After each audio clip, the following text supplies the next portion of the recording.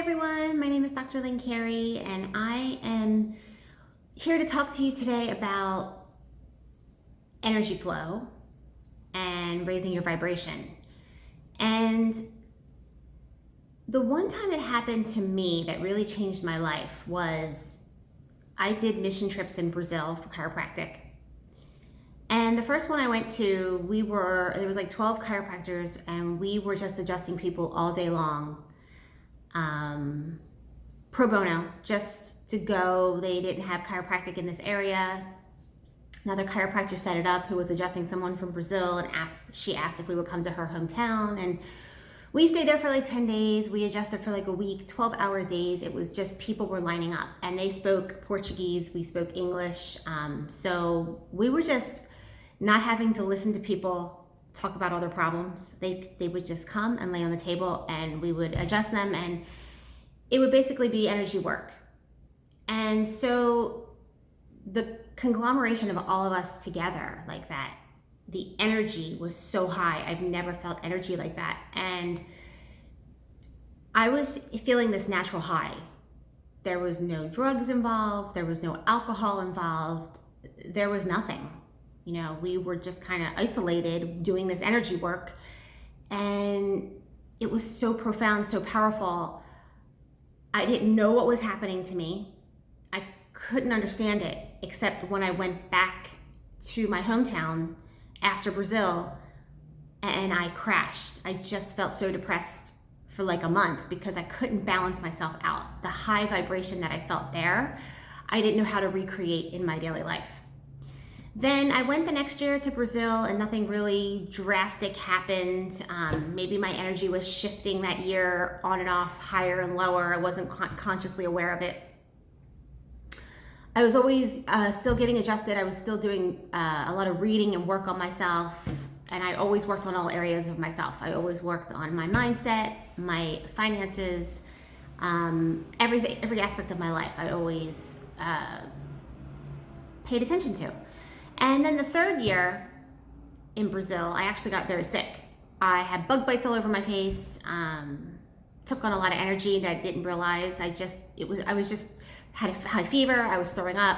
It was just such a long trip to get back, and I couldn't wait to get back. I was just hanging on by a thread. And I had a fever for like a week. It was right when 911 happened, so the world kind of shut down when I got back. I just let everything heal naturally, and then when I was physically healed, I still felt like there was an energy on me, and I didn't know how else to describe it. And a lady that I was adjusting did energy work, shamanic healings, and she said to me, you took on a lot of energy. And I was like, oh, that's how I would describe it, but I didn't say that to her. And she said to take Epsom salt baths for like a week, light a light candle, and tell all the darkness to go to the light. And I did that, and my energy went so high. And it was like quarterly, it just kept going higher. So for like 18 months, I was in this higher state of awareness, where that's really when I used to get like a weekly headache. I used to have menstrual stuff still. All that disappeared. All issues that I thought I had in life just kind of weren't an issue anymore. It was laughable. That's when I was looking for someone to relate to how I felt. I found it in books. I was reading Rumi, Hafiz, saints who experienced the Christ consciousness. I didn't know that's what I was experiencing, but I was just so high, and I realized that was our normal state. That was the state of grace. And then I started to get information about how to get there. I mean, I stayed there for like 18 months. Then I started getting really into investing in real estate. So it wasn't high, but I wasn't low either. I definitely plateaued to another new normal. But then I would say in another couple years, I started to read Abraham Hicks, the Seth material, Neville Goddard, Florence Scovel Shinn, where they talk about getting into that energy state on purpose. And that's really what it's about. And I even find it interesting now that people are getting into healing work or doing healing work.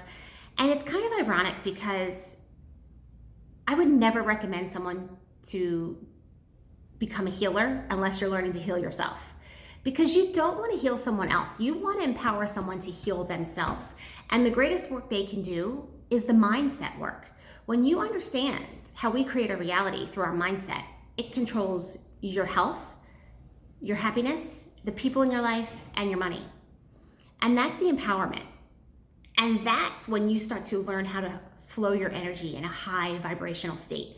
And when you learn how to tap into that at will, it's not that you're going to stay there all the time, because you actually need contrast, the good and what we consider good and bad, or things that you want, things that you don't want, that because that's part of the creative energy. We need both. But once you consciously understand how to do that, that's where people are empowered. That will change the world. People want to stay for, settle for the status quo. They don't want to do the work on themselves. They want someone else to heal them. They want to be victim that they don't have enough money in their life. They want to make every excuse in the book not to do the work on themselves.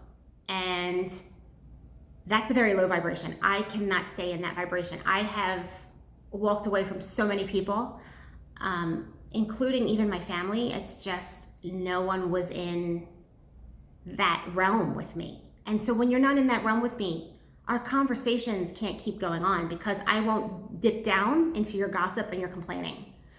I will do anything in my power for someone who wants to help themselves, right?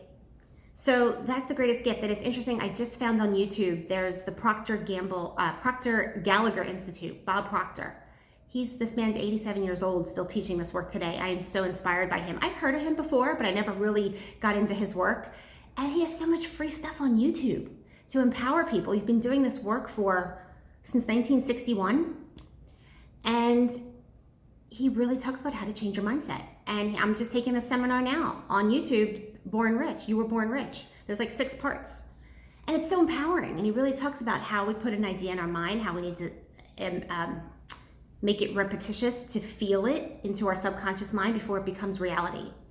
And it's a constant work and focus on maintaining your image and expecting it and feeling good about it, because we get caught up in the lack in any area of our life.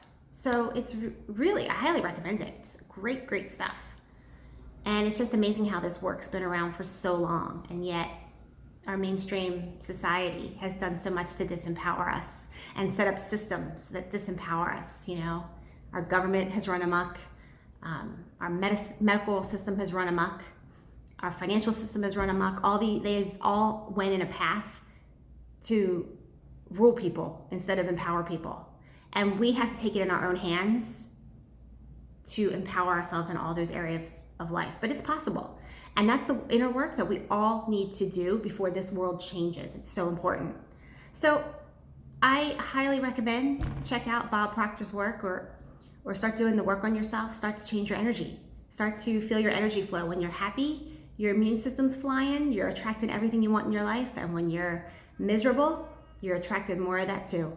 So thanks for listening. I hope you have a great day.